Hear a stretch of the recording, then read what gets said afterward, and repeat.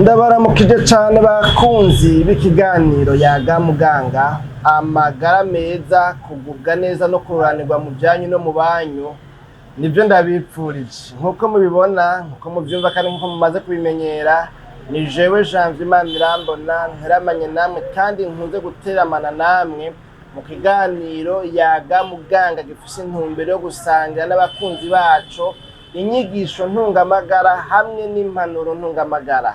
Mu kiganiro cy'ubiheruka twarabiye hamwe ikintu kimwe kigizwe n'ibintu bibiri iby'umuntu yokwiyubara ntafungure canke ntanwe, hamwe n'iby'umuntu yofungura canke akagomba akanywa akihereza kugira ngo bishishikare kumworohereza kubaho mu buzima bwiwe bw'uko agwaye indwara y'umushishito. Kubera yuko nimba mubizi neza, murazi yuko indwara y'umushishito ari indwara ituma hariho ibintu byinshi umuntu yahora afungura yahora anywa aba atakibasha kunywa, kuko igihe cyose agize ngo arabinwa, igihe cyose agize ngo arabifungura, uca usanga bitumye kumbure uyu muntu agubwa nabi, atoroherwa, agaca novuga ngo asinzikara, estoma yiwe igaca isinzikara. None rero twabonye ko iruhande y'ibiganiro twakoze twobashikiriza rero mbega ho umuntu agwaye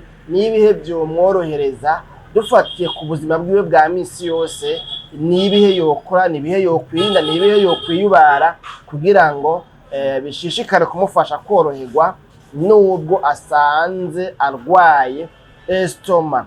Ikiganiro cy'uno munsi rero kigira kabiri muri bino bintu indwi turiko turababwira byo korohereza umurwayi wa estoma, kubera yuko rimwe na rimwe murabizi usanga umuntu yishwe no kutamenya, ugasanga iyaba yarabizi ntiyari kwifata uko canke kuriya.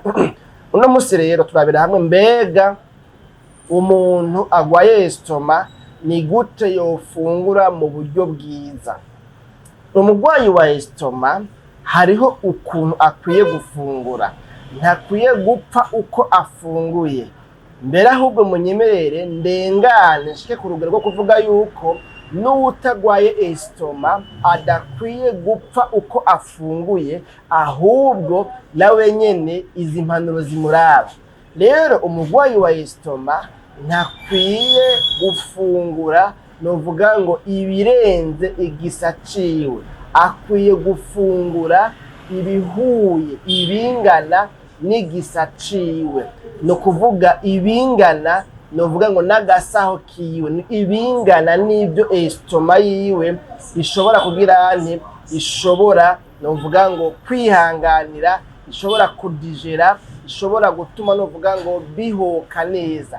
Ntakwiye kugira nti kurya ngo ahage cyane, ntakwiye kurya ngo yuzuze inda. Abandi nabo bavuga ngo ntakwiye kurya nk'uwimuka, ntakwiye kurya nk'igisubira muhira.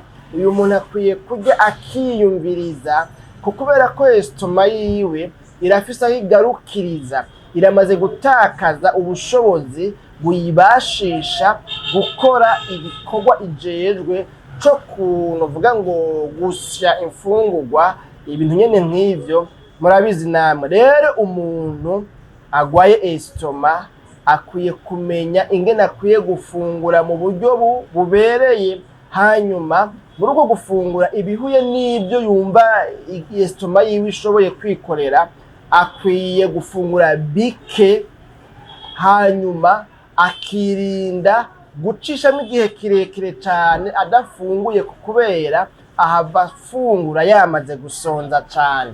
Narye bike, hanyuma mugabo atuma bijya basi hafi na hafi, hadaciyemwo amasaha menshi ngo abanze gusonza cyane, kuko gusonza cyane uyu murwayi wa estoma bihava bica bituma ababara muri estoma, ababara mu mushishito. Nk'akarorero murabona yuko nko mu kiyaya c'Imbo kumbure ngira ngo niho bikaze cyane abantu bafungura ubugari bw'imyumbati, ugasanga rero umuntu n'ubugari bw'imyumbati cyangwa se n'ubundi bwo bwose, mugabo tuvuga bw'imyumbati, hama usanga umuntu iwabo bacumba kumbe niweye. Ubuzima bita ngo ubugari nabwo ngo bita kumbe niweye ni bwa bugari ngo usanga ari bunini ku buryo ngira ngo n'ubure hari inyuma muri ko murabusangira ngo muhako kutabonana. Na kuvuga ngo bwo mwirise mugabo bwo mwirise nabwo nibaza ko butababa ari bunini cyane kuri ubwo gwega, ariko mugabo ngomba ndabumvisha yuko adakwiye guca yihanga irobe rigereza hariya kandi azi ko estoma yiwe ifise ikibazo cyo kubidijera. Si byiza rero umurwayi wa estoma akwiye kwirinda cyane akamenya ngo jewe estoma yanje ntabwo ikiritera ikarisama, hariho ivyo idashoboye reka ndayihe bikeyi ishoboye hanyuma ndatuma ndayongera ibindi nyuma y'isaha zingahe itarasinzikara. N'ibintu nyene nk'ivyo. Ica kabiri muri iyi nimero y'uno munsi itubwira yuko umurwayi wa estoma akwiye gufungura mu buryo bubereye, nuko akwiye gufungura yitonze. Umurwayi wa estoma akwiye kwitonda mu gufungura, ntakwiye novuga ngo gusahagura, kurya anyaraguritsa. Akwiye kurya atekanye, atuje kandi akikonsantra ku mfungurwa ariko arafungura, kuko muri uko kurya yitonze, muri uko kurya ubwenge bwiwe bwose buri ngaha kuvyo ariko arafungura, bituma novuga ngo aronka umwanya wo kubihekenya yitonze, hanyuma bikavangana n'amate mu kanwa, kandi muri ayo mata harimwo ama-enzyme akenewe kuvangana n'ivyo umuntu afunguye kugira ngo nivyashika muri estoma bimugwe neza. Umuntu akwiye kugira ngo n'imiburiburi iminota itari musi ya 20. Haragiye usanga rero umuntu agira rapurapu anovuga ngo agira ngo chapu nambe ngo chapu cyangwa se kurapura karapagura, ugasanga iminota nk'itanu arahejeje gufungura. Nigeze gusangira n'umwana arahigiye kimwe no kuvuga umuceri yawumira udahekeye, ayoye yataraba hirya akarongera agacamira yahekenya. Rero si byiza, umuntu akwiye guhekenya kuko muri kujya guhekenya birafise akamaro, kuko imfungurwa ziraza zikanoga.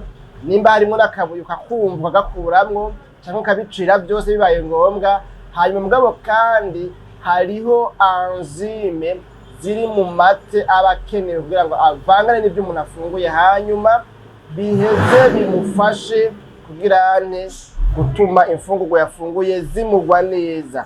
Ikindi kigira gatatu ngaha muri kino kiganiro cyacu cuno munsi, nuko umuntu yofungura ngo yicaye agororotse neza, ntafungure novuga ngo ahetamye canke se yitunye ku buryo haba usanga novuga ngo bitagera mu nda neza. Umuntu akwiye gufungura yicaye agoroye umugongo kugira ngo umushishito ube worohewe kwakira ibyo umuntu ariko arafungura. Murumva yuko rero n'inyicaro nayo nyene ku murwayi wa estoma irafise ikintu kidasanzwe imaze kandi ifasha kandi cankenegwa. Mu gusozera ikiganiro cyacu cuno munsi rero twababwira yuko umuntu agwaye estoma adakwiye guca aja kuryama ubwo nyene ahejeje gufungura, ahubwo akwiye kurinda ngo n'imiburibure basi ngo nk'amasaha nk'abiri imbere yuko aja kuryama. Nibaza ko kino kintu abatari bake ntibacubahiriza, usanga niyo byahiye hakiri kare bavuga ngo hamwe twoga ubunyene ngo twoza kuryama ngo twamaze gusonza.